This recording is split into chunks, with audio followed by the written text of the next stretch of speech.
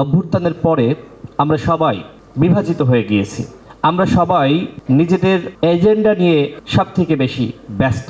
কিন্তু আমরা সবাই মিলে যেটি করা দরকার ছিল সেটি হলো এই শহীদ পরিবারের পাশে দাঁড়ানো। এখনো পর্যন্ত শহীদের তালিকা কিন্তু তৈরি করা হয়নি সঠিকভাবে।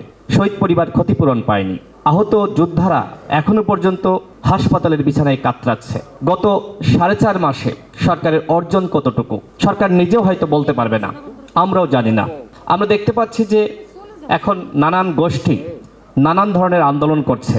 রাজনৈতিক দলগুলো তারা রোড ম্যাপের কথা বলছে, সরকারের পরিকল্পনা জানতে চাই, কিন্তু স্পষ্টভাবে এখনো পর্যন্ত সরকার তার রোডম্যাপ এবং পরিকল্পনা প্রকাশ করেনি। যে কারণে এই অনৈক্যের সৃষ্টি, যে আকাঙ্ক্ষার জায়গা থেকে এত মানুষ জীবন দিল, শহীদ হলো একটি গণতান্ত্রিক এবং বৈষম্যহীন বাংলাদেশ গঠন করা। আজকে মাননীয় প্রধান উপদেষ্টা তিনি বলেছেন যে রাষ্ট্র সংস্কার এবং নির্বাচন দুটি একসাথে চলবে। Double million offer Walton fridge কিনে পেতে পারেন 20 লক্ষ টাকা, রয়েছে কোটি কোটি টাকার নিশ্চিত উপহার। অত্যন্ত চমৎকার একটি ঘোষণা। তিনি যদি এই ঘোষণা আরো 2 মাস আগে দিতে পারতেন তাহলে এই বিভাজিত রাষ্ট্র আমাদেরকে দেখতে হতো না। কেন দেননি, কি কারণে দেননি আমি জানি না। সরকারের পক্ষ থেকে এই ধরনের জাতীয় সংলাপের আয়োজন করা দরকার ছিল, কিন্তু কেন সরকার সেই জায়গায় ব্যর্থ হলো সেই প্রশ্নকে আমরা করতে পারি না। একটি জাতীয় সংলাপ আয়োজন করেছিলেন, কিন্তু সেটি আসলে কোনো জাতীয় সংলাপ ছিল না। আমি সেখানে উপস্থিত ছিলাম। এই যে অনৈক্যের সৃষ্টি হয়েছে, এর দায় কি সরকার এড়াতে পারে? আমরা তো এই ধরনের বাংলাদেশ চাইনি। এই বাংলাদেশের জন্য এত মানুষ জীবন দেয়নি, এত মানুষ যুদ্ধে অংশ নেয়নি। আমরা মনে করেছিলাম যে 24 আমাদের শেষ, এরপরে আমরা নতুন বাংলাদেশ পাবো। কিন্তু আমি জানি না এই জাতির ভাগ্যে আসলে কি আছে। আমাকে যে প্রশ্ন করা হয়েছিল যে আমাদের ভীষণ কি, আমরা একটি গণতান্ত্রিক মানবিক মর্যাদা সম্পন্ন একটি বৈষম্যহীন রাষ্ট্র গঠন করতে চাই। আশা করি সেই রাষ্ট্র আমরা সবাই গঠন করতে চাই, কিন্তু কেন হচ্ছে না? দেখেন, আমরা 2018 সালে যে কোটা সংস্কার আন্দোলন করি, এরপরে 2021 সালে আমরা নতুন একটি রাজনৈতিক দল গঠন করি।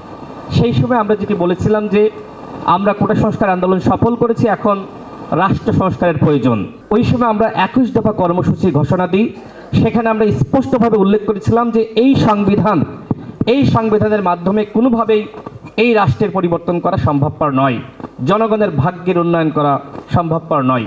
একই সাথে তখন আমরা বলেছিলাম যে রাষ্ট্রপতি এবং প্রধানমন্ত্রীর ক্ষমতার মধ্যে ভারসাম্য আনতে হবে। রাষ্ট্রপ্রধান অর্থাৎ যিনি প্রধানমন্ত্রী হবেন তিনি দলীয় প্রধান থাকতে পারবেন না।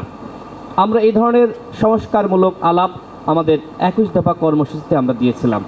এই যে এখন যে সংস্কারের কথাগুলো আসছে, এই কথাগুলো 2021 সালে আমরা যখন দল গঠন করি আমরা তখন বলেছিলাম এটি আসলে অন্যান্য দল থেকে এবং গণ অধিকার পরিষদের যে আকাঙ্ক্ষা বা চাওয়া সেটি ব্যতিক্রম এইখানেই রয়েছে।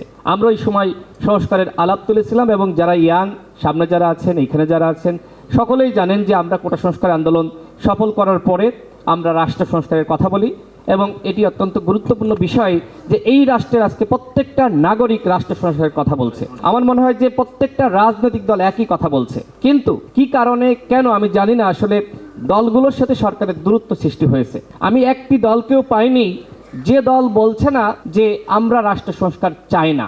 প্রত্যেকটা দলই বলছে যে রাষ্ট্র সংস্কার এবং একই সাথে নির্বাচনী রোডম্যাপ বা নির্বাচনের প্রস্তুতি একই সাথে চলতে হবে। এই সরকার কতদিন থাকতে চায় আমরা কেউ জানি।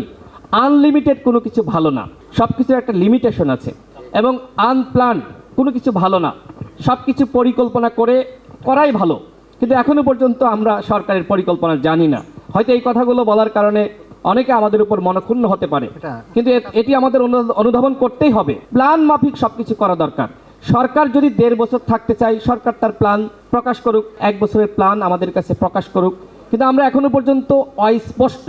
আমার মনে হয় এটি সবথেকে বড় সমস্যা যে রাজনৈতিক দলগুলো এবং অন্যান্য অংশীজন আমরা অস্পষ্ট। এই কারণেই কিন্তু এই সমস্যা বা এই বিভাজন বা এই অনৈক্য। আশা করি সরকার এবং সরকারের প্রধান আজকে যে বক্তব্য দিয়েছেন যে নির্বাচনী প্রস্তুতি এবং একই সাথে রাষ্ট্র সংস্কার একসাথে থাকবে, এই জায়গায় যদি সবাই থাকে এবং যারা উপদেষ্টা রয়েছেন তারা যদি সবাই এক সুরে বক্তব্য দেন। আমরা দেখেছি যে একজন উপদেষ্টা সকালে একজন এক কথা বলেন, রাতে একজন এক কথা বলেন, পরশু আর একজন এক কথা বলেন। এই যে উপদেষ্টাদের মধ্যেই অনৈক্য, এই অনৈক্য কিন্তু এই জাতিকে বিভাজিত করছে এবং অনৈক্যের আরও বেশি বৃদ্ধি করছে।